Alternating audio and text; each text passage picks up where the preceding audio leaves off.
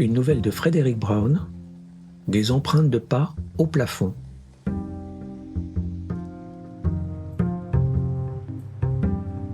La blonde secrétaire de Carter Monk secoua son patron par l'épaule. Le journaliste ouvrit les yeux, leva la tête et ôta les pieds de son bureau pour prendre une cigarette. « Mon lapin », dit-il d'un ton de reproche. « Ça ne se fait pas de réveiller ainsi un homme qui a la gueule de bois. D'ailleurs, j'ai déjà remis ma chronique quotidienne. Il y a le feu sur le pont. Un type demande à vous voir. » Monk posa de nouveau ses pieds sur le bureau. « Je suis pas là. Dites-lui que je suis à Hong Kong. Comment est-il ? Grand et beau comme vous ? Mais lui, il a des cheveux. Et il a l'air de tenir une gueule de bois encore pire que la vôtre. C'est peut-être l'un de vos compagnons d'orgie de cette nuit ?» Monk rouvrit un œil. « D'après votre description, ça doit être Barton Webster. Il est beau comme moi, c'est vrai, mais je vous signale qu'il porte une moumoute. Comme il est comédien, il est obligé d'avoir un semblant de cheveux. Quant à moi, j'ai le sommet du crâne un peu dégarni tout au plus. Faites-le entrer. » Monk ouvrit l'autre œil lorsque Barton Webster pénétra dans le bureau. « Salut Bart, dit-il. Prends un siège et pique un roupillon. Vous avez continué le poker à l'hôtel après mon départ ? Dis donc, la première d'hier soir a eu d'excellentes critiques. » Le comédien s'assit avec précaution, comme pour éviter d'infliger d'inutiles secousses à sa tête endolorie. Il avait de légers cernes sous les yeux. « Bah, pensa Monk, il lui suffira de se mettre un peu de fard gras pour camoufler ça avant d'entrer en scène ce soir. »« Figure-toi qu'il m'arrive un truc invraisemblable, Monk, » dit Barton Webster. « Viens faire un tour à l'hôtel, je voudrais te montrer quelque chose. Si je te dis de but en blanc de quoi il s'agit, tu croiras que je te fais marcher. » Monk alluma sa cigarette. « Allons Bart, je sais bien que ce n'est pas ton genre. De toute façon, je suis capable de croire 6 histoires impossibles avant le petit déjeuner. Et j'en suis même pas encore à 5. Vas-y, accouche. » Barton Webster rapprocha son siège du bureau.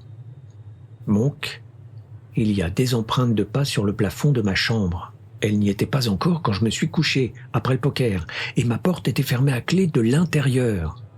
On a peut-être voulu me faire une blague, mais je ne vois pas comment on s'y est pris. » Monk ferma de nouveau les yeux et s'adossa à son fauteuil pivotant.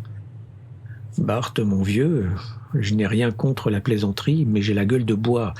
Je tiens le rôle principal d'une pièce intitulée « Des empreintes de pas au plafond » et ça marche du tonnerre. C'est un véritable triomphe. Pourquoi avoir recours à un truc publicitaire ? » »« Tu parles d'un truc publicitaire ?» glapit le quotidien.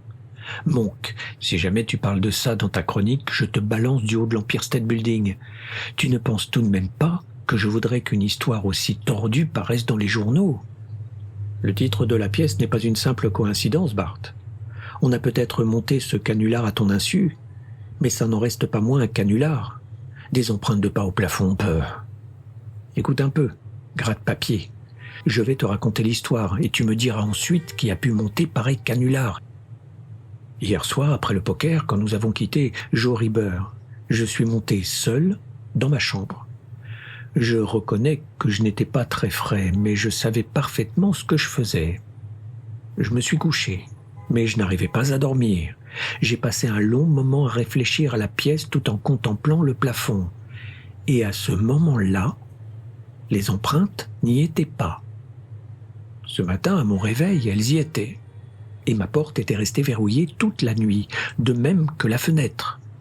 Je ne suis pas amateur d'air frais, alors comment ces empreintes sont-elles arrivées là ? Monk écrasa sa cigarette à moitié consumée et en alluma une autre. Une lueur d'intérêt était apparue dans ses yeux. « Décris-les-moi, Bart, leur forme, leur couleur, leur disposition. » Elles commencent à mi-hauteur du mur, côté nord, puis elles traversent le plafond et s'arrêtent net à l'angle du mur opposé. Elles sont de taille ordinaire, régulièrement espacées, et les empreintes de pied gauche alternent avec les empreintes de pied droit. Elles sont en peinture. Tu veux dire qu'elles ont été peintes sur le plafond ?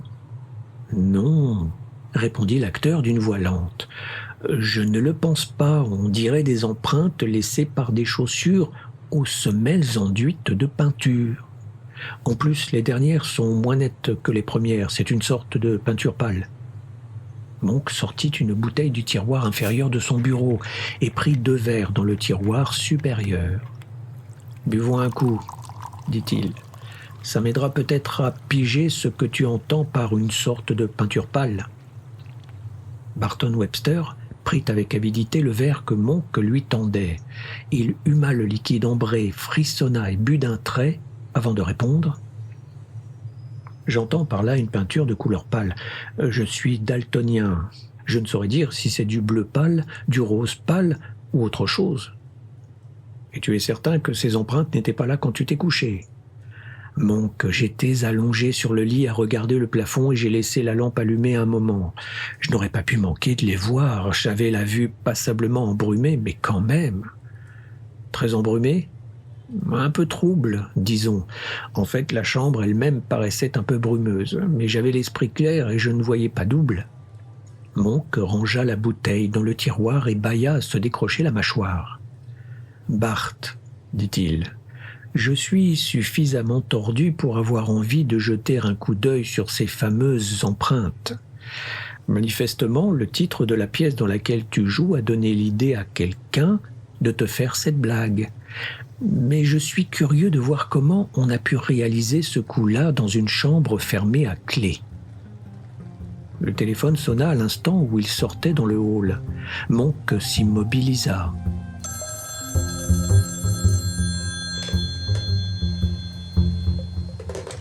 La blonde décrocha, écouta un moment et déclara dans le combiné « Un instant, je vais voir s'il est là. » Elle posa une main sur le récepteur et demanda à son patron « Êtes-vous là, Carter? C'est le sergent Connell.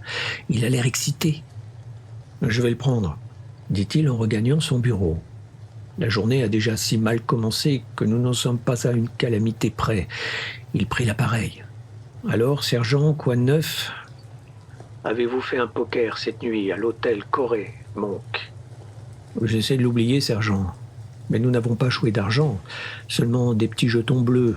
Vous n'avez rien contre nous, sergent. » Les autres joueurs étaient bien Joe Rieber, Bill Corey et Barton Webster. Exact.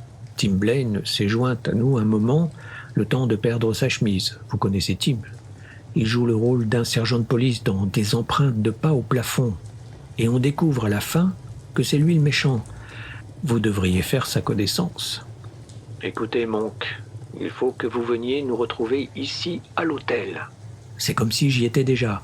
Mais en quoi des empreintes de pas au plafond peuvent-elles intéresser un flic respectable comme vous? Des clients se seraient-ils plaints du bruit? Ce n'est pas le moment de plaisanter, Monk. Bill Corey a été tué. Si vous savez où est Baxton Webster, dites-lui de venir aussi. Carter Monk émit un sifflement silencieux. Bart est ici avec moi. Nous arrivons immédiatement. Comment Corey a-t-il été tué? Lorsque Monk raccrocha, son visage arborait une expression hébétée. Webster le saisit par le bras. Ai-je bien entendu, Monk? Bill Corey est mort? Bonté divine, a-t-il été assassiné? Monk le regarda, l'air pantois. D'après le sergent Connell, tout porte à croire que Bill est tombé du plafond et s'est cogné la tête par terre, dans la chambre voisine de la tienne. Monk accorda peu d'attention aux panneaux de signalisation, si bien qu'il mit un temps record pour se rendre en voiture à l'hôtel Corée.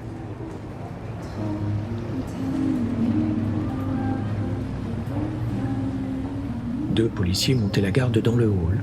Monk leur adressa un signe de tête et prit l'ascenseur jusqu'au 7e étage, suivi de Webster. Le sergent Connell se tenait sur le seuil de la chambre 711, la chambre voisine de celle de l'acteur. « Par ici, Monk, dit-il. Regardez ça, et voyez si vous y pigez quelque chose. » Monk s'arrêta à la porte. Webster risqua un coup d'œil par-dessus son épaule.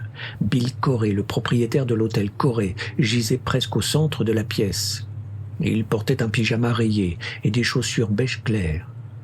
Il avait les pieds tournés vers la porte et Monk vit que les semelles de ses souliers étaient couvertes de peinture bleu pâle.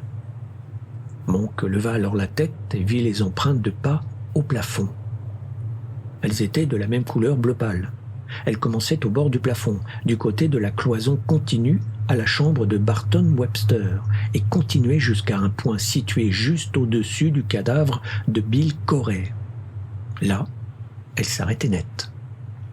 « C'est dingue, » dit le sergent. « Ou alors c'est moi qui débloque. Ça n'a ni queue ni tête. Quelqu'un a peut-être voulu monter un canular débile en s'inspirant de la pièce dans laquelle votre ami a triomphé hier soir. Nous commençons juste à creuser cette piste, Monk. Que savez-vous de Bill Corey exactement ?»« Bill Corey était un de mes amis, » répondit Monk. « C'était un chic type. Il était propriétaire de cet hôtel, mais il ne vivait que pour le jeu. Bill était un flambeur, le genre de gars à miser $1000 sur une seule carte. Couchait-il toujours dans cette pièce? On a bien trouvé quelques vêtements à lui, mais pas beaucoup pour un type qui avait de l'oseille. » Monk secoua la tête. Il habitait à Long Island City. Et quand il avait envie de rester en ville, il se réservait toujours cette chambre, le numéro 711. L'instinct du joueur de poker. Apparemment, ça ne lui a pas porté chance. Il a eu de la chance au poker cette nuit, intervint Barton Webster. Il a empoché $1000 aux dépens essentiellement de Joe Riber. Mais il ne semble pas avoir eu de la chance après la partie, en effet. Avez-vous vu ma chambre, sergent ? Votre chambre ? Pas encore, pourquoi ? Quelque chose d'anormal. L'acteur acquiesça. D'autres empreintes de pas. J'en parlais justement à Monk quand vous avez téléphoné. Venez, je vais vous montrer. Webster déverrouilla la porte de sa chambre, la 709. Debout sur le seuil, le sergent considéra le plafond avec stupéfaction. Monk passa devant lui et s'approcha du lit. Il alluma la lampe de chevet, puis l'éteignit. « C'est cette lampe-là que tu as allumée cette nuit, Bart ?» demanda-t-il. « Oui, le plafonnier ne marchait pas. L'ampoule est grillée, je suppose. » Monk retourna près de la porte et actionna l'interrupteur. « Ça ne marche toujours pas. Dis-moi, Bart, la lumière de cette lampe te paraît-elle plus vive maintenant que cette nuit ? » Oui, effectivement. Comme je te l'ai dit, la chambre donnait l'impression d'être embrumée quand je me suis couché. Monk disposa une chaise au centre de la pièce et grimpa dessus pour atteindre le plafonnier. Il retira le globe en verre dépoli et tâta l'ampoule. « Elle était dévissée, » grogna-t-il. « Maintenant, faisons un nouvel essai. » Le sergent Connell actionna l'interrupteur, avec succès cette fois. « Laissez allumer, » lui dit Monk, « tant que je suis là-haut. » Il examina attentivement les empreintes bleu pâle. « C'est bien de la peinture, » dit-il, « mais on ne les a pas peintes directement sur le plafond. On les a imprimées avec des chaussures, en se servant probablement d'une perche. Pour ta gouverne personnelle, Bart, je te signale qu'elles sont bleu clair. » Devant l'expression surprise de Connell, l'acteur expliqua pourquoi il n'avait pas distingué la couleur des empreintes. À l'instant où Monk descendait de la chaise, Hank Murgatroyd, le détective de l'hôtel, apparut sur le seuil. « Je vous trouve enfin, sergent, » dit-il. « Vos collègues continuent d'interroger Joe Riber. Ont-ils découvert quelque chose ?» Murgatroyd se laissa tomber sur un siège. « J'ai les pieds en compote, » gémit-il. « Quelle journée ! Nous avons recueilli tous les détails sur cette fameuse partie de poker. Le nommé Tim Blaine n'a joué qu'une petite heure. Il a paumé $70 et ça lui a suffi. Monsieur Webster, lui, a perdu environ $150. 165, pour être précis, intervint le comédien. D'accord, 165. Carter Monk a gagné à peu près l'équivalent. C'est Joe Riber qui a laissé le plus de plumes. Il a paumé environ $1000 qui sont allés à Bill Corey. Ce Joe Riber écrit des pièces de théâtre, si je ne m'abuse, dit le sergent. C'est l'auteur de Des empreintes de pas au plafond, répondit Monk. Il avait touché un chèque de $1000 à titre d'avance sur les droits. Avait touché, je dis bien. Avec cet argent, il a appris deux choses. Primo, qu'un flush est plus fort qu'une séquence. Secondo, qu'une séquence est plus forte qu'un brelan. Le sergent était de nouveau absorbé dans la contemplation du plafond. Je n'ai jamais rien vu d'aussi tordu, Monk. Qui a fait ces empreintes là-haut et pourquoi? Monk s'assit au bord du lit. À mon avis, dit-il d'un air songeur, c'est Bill Corey. Il s'est absenté environ une demi-heure, après minuit, sous prétexte qu'il avait affaire à la réception. En fait, je pense qu'il avait décidé de jouer un bon tour à Bart, ici présent, qui avait du vent dans les voiles. Le sergent ouvrit de grands yeux incrédules. Il aurait imprimé lui-même ses empreintes au plafond, en tenant au bout d'un bâton des chaussures aux semelles enduites de peinture. Mais dans ce cas, pourquoi Webster ne les a-t-il pas vues cette nuit? Parce qu'il est daltonien, répondit Monk. Je suppose que Bill le savait. Pas vrai, Bart? L'acteur acquiesça. Joe Reber et Tim Blaine le savaient aussi. C'est pour ça que nous nous servons uniquement de jetons bleus et blancs au poker. Je peux distinguer les blancs des colorés, alors que je confondrais les bleus et les rouges. Le sergent eut l'air plus déconcerté que jamais. Il les voit pourtant bien, maintenant. Oui, mais cette nuit, Bill, si tant est que ce soit lui l'auteur du canular, a dévissé l'ampoule du plafonnier, et je suppose qu'il a changé l'ampoule de la lampe de chevet pour la remplacer par une bleue. D'après Bart, la chambre baignait dans une sorte de pénombre brumeuse. C'est exactement l'impression que lui aurait donné une lumière bleutée, puisqu'il ne distingue pas cette couleur. La lumière bleutée avait en outre l'avantage de rendre invisibles ses empreintes bleu pâle, même pour une personne dotée d'une vue normale. Pas à dire, le gag était bien conçu. Bart, qui venait de jouer le rôle principal dans des empreintes de pas au plafond, se réveillerait le lendemain matin en voyant des empreintes de pas sur le plafond de sa chambre. Des empreintes qui, penserait-il, n'y étaient pas la veille, au soir. Ça le turlupinerait pendant des semaines. Connell jeta son mégot dans la corbeille à papier et mit un nouveau cigare entre ses lèvres. « Si c'est Bill Corey qui a fait le coup, objecta-t-il, qui a remis l'ampoule d'origine sur la lampe. Celle-ci n'est pas bleue, et Bill a été tué cette nuit. L'homme qui a changé l'ampoule n'est autre que l'assassin de Corey, répondit Monk. Corey a sans doute parlé de son canular à une certaine personne, laquelle a repris à son compte la plaisanterie en la retournant contre son auteur. N'importe qui a pu entrer dans cette pièce en l'absence de Bart pour changer l'ampoule. Le sergent battit des paupières et secoua la tête, comme pour s'éclaircir les idées. Je vais jeter un coup d'œil dans la chambre de Joe Reber. Vous pouvez m'accompagner ou rester ici, au choix, mais interdiction de quitter l'hôtel. C'est valable pour vous, Monk, comme pour Monsieur Webster. Il sortit dans le couloir et Monk le suivit. « À tout à l'heure, Bart », dit le journaliste. « Et sergent, attendez-moi, je ne peux pas marcher aussi vite, j'ai la gueule de bois. »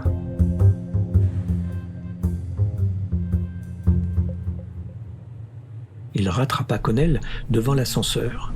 Le sergent appuya sur le bouton d'appel et se tourna vers Monk.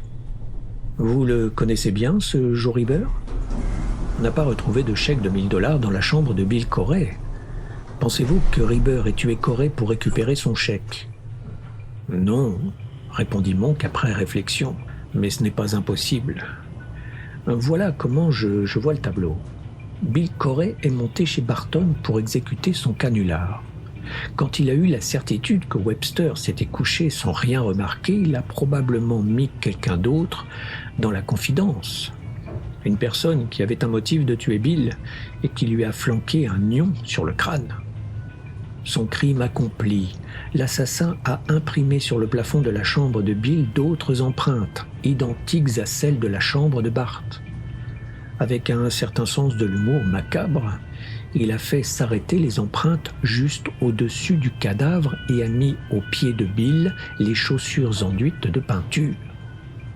Ces souliers beiges appartiennent bien à Bill, je les reconnais. C'est ce qui me donne à penser que c'est Bill Corey, l'auteur du canular destiné à Barton Webster. Les portes de l'ascenseur s'ouvrirent. Ils montèrent dans la cabine et descendirent au 4e étage. Mais pourquoi l'assassin s'est-il donné tant de mal après avoir tué Corey ? Protesta le sergent. Il faut être maboule pour faire de l'humour quand on vient de commettre un meurtre. Il n'a pas fait ça uniquement pour s'amuser, sergent. Il voulait aussi brouiller les pistes. N'oubliez pas une chose. Si je n'avais pas pensé à cette histoire d'ampoule bleue, nous n'aurions jamais compris comment ces empreintes étaient apparues dans la chambre de Bart. Tout le monde aurait pédalé dans la semoule jusqu'à ce que l'affaire soit classée. Le sergent frappa à la porte de la chambre de Joe Ribber et entra sans attendre de réponse. Monk le suivit.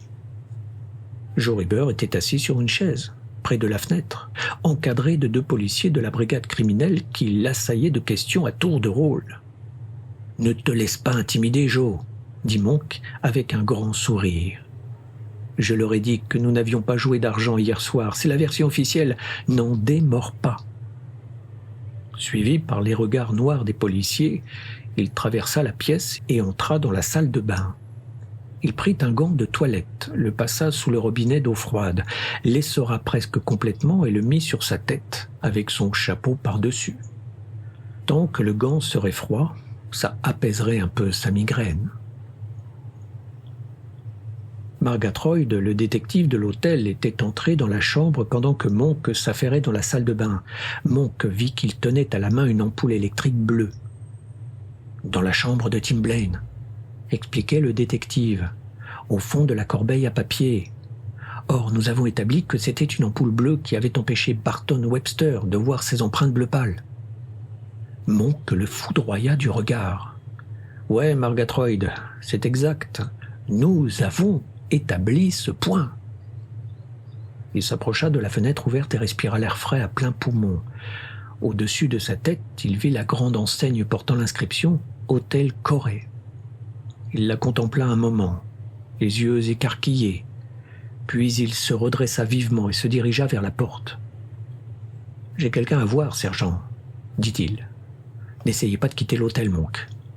On ne vous a pas encore interrogé en détail. » Monk alla frapper à la porte du 709. « Qu'est-ce que c'est » s'enquit la voix de Barton Webster. Le journaliste entra. Allongé sur son lit, Webster lisait. Monk se dirigea tout droit vers l'une des fenêtres, celle qui se trouvait au pied du lit. « Je voudrais vérifier un détail qui m'est revenu à l'esprit, Bart. Le store de cette fenêtre est cassé, n'est-ce pas ? Ouais, ça fait 2 jours que je réclame à corps et à cri qu'on me le change. Cette foutue enseigne dehors. » « Cette enseigne clignotante éclaire la chambre la nuit, » interrompit Monk. « Et toutes les 60 secondes environ, elle diffuse une lumière rouge. Donc, que tu sois daltonien ou pas, les empreintes bleu pâle ont dû te crever les yeux dès que tu as éteint ta lampe de chevet. » L'acteur posa son livre et se redressa lentement. « Monk, j'ai laissé la lampe allumée jusqu'au moment où je me suis endormi. Et tu n'as pas remarqué une seule fois le plafond après avoir éteint, alors que tu étais couché. Allons donc. Écoute, Bart, il y a plusieurs choses qui ne me plaisent pas. Primo, tu as essayé de rejeter les soupçons sur Joe Ribber en faisant disparaître son chèque. Secondo, tu as caché l'ampoule bleue dans la chambre de Blaine pour le faire accuser, sans parler du fait que tu as tué Bill Corey, qui était l'un de mes meilleurs amis. Combien devais-tu à Bill ? » Webster s'assit au bord du lit. « Quelle idée saugrenue. Qu'est-ce qui te fait croire que je lui devais de l'argent ? Laisse-moi te reconstituer ce qui s'est passé, Bart. Cette nuit, pendant le poker, Bill Corey est monté ici pour exécuter son plan. Toi, tu t'es couché sans rien remarquer et tu as éteint la lampe de chevet. Mais quand l'enseigne de l'hôtel s'est mise à clignoter, tu as vu les empreintes. Sur le moment, ça t'a sans doute causé un choc. Mais tu as vite compris qui avait fait le coup. Ça t'a mis en colère parce que tu avais eu peur. Sachant que Bill Corey dormait dans la chambre voisine, tu es allé le voir, décidé à lui sonner les cloches. Et vous vous êtes disputé. Peut-être s'est-il emporté lui aussi, et t'a-t-il rappelé qu'il avait des reconnaissances de dette signées de ta main. Profitant d'un instant d'inattention, tu t'es emparé d'un presse-papier ou d'un objet quelconque et tu l'as frappé à la tête. Peut-être avais-tu décidé dès le départ de le tuer afin d'échapper à tes dettes de jeu. Lentement, l'acteur se leva. Il regardait Monk avec attention, mais son visage n'exprimait qu'un vif intérêt. « Continue, dit-il. Tu devrais écrire des pièces de théâtre, Monk.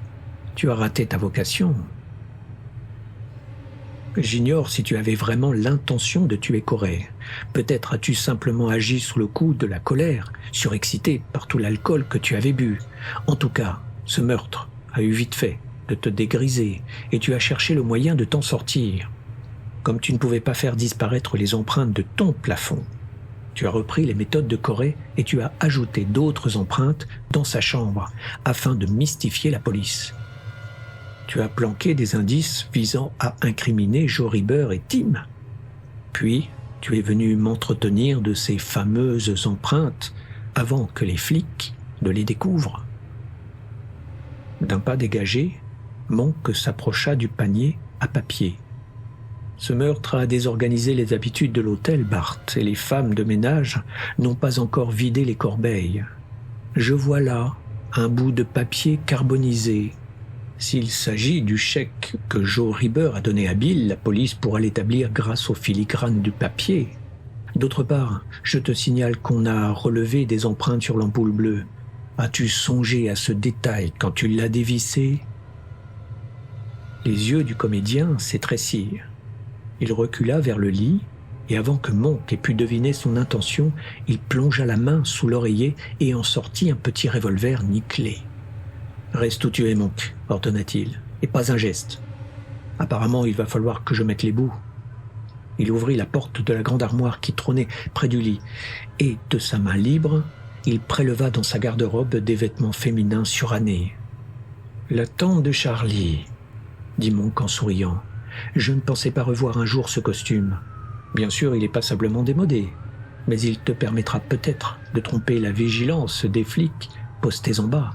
J'espère que non. » Sur les ordres de l'acteur, Monk se tourna face au mur. Barton Webster put ainsi sans risque poser le revolver et se servir de ses deux mains pour se changer. Lorsqu'il eut presque terminé, il ordonna « Apporte-moi ma trousse de maquillage dans l'armoire de la salle de bain. » Monk lui apporta un bâton de rouge à lèvres, du fard à joues et un crayon à sourcils. Puis il se tourna de nouveau face au mur. L'acteur entreprit de se grimer tout en surveillant du coin de l'œil le journaliste dans son miroir de poche. « Pas un geste, Monk !» Le comédien avait déguisé sa voix pour la mettre en harmonie avec son costume. Monk sentit ce qui allait venir. Il entendit des hauts talons marteler le plancher dans sa direction. Il n'osa pas se retourner. Il savait que Barton Webster n'hésiterait pas à tirer. Il détendit ses genoux pour accompagner le coup imminent en espérant que le gant de toilette sous son chapeau amortirait suffisamment le choc pour qu'il ne perde pas connaissance.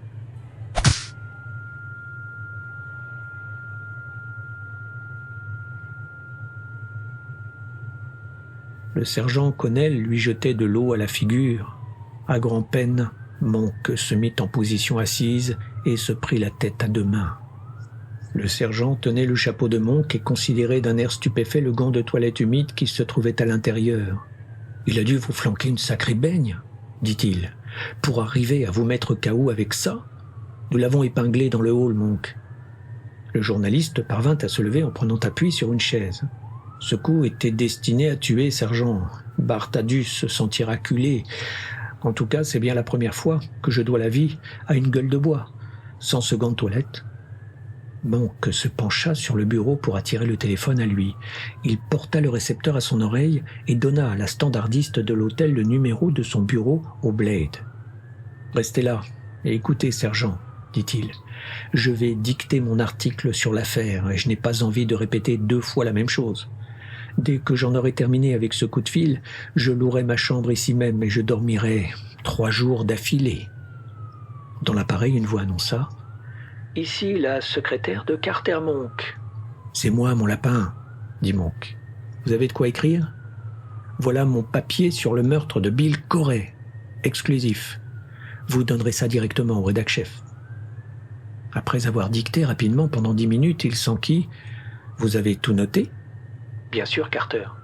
Mais comment se fait-il que la police ait arrêté Barton Webster dans le hall de l'hôtel ? Si vous étiez dans les pommes, Vous n'avez pas pu donner l'alerte ?» Malgré son crâne douloureux, Monk se fendit d'un grand sourire. « J'avais fait le nécessaire, mon lapin. En allant chercher la trousse de maquillage, je me suis souvenu que Bart était daltonien. Il y avait un crayon gras sur la tablette du lavabo. J'en ai cassé le bout, que j'ai enfoncé dans le bâton de rouge à lèvres. Et j'avais dans ma poche un morceau de crayon rouge de la même taille que le crayon à sourcils qui était sur l'étagère. Et je n'ai pas eu le temps de toucher au fard à joues, mais je pensais bien que les poulets qui montaient la garde dans le hall ne laisseraient pas passer sans broncher une bonne femme aux lèvres noires et aux sourcils rouges.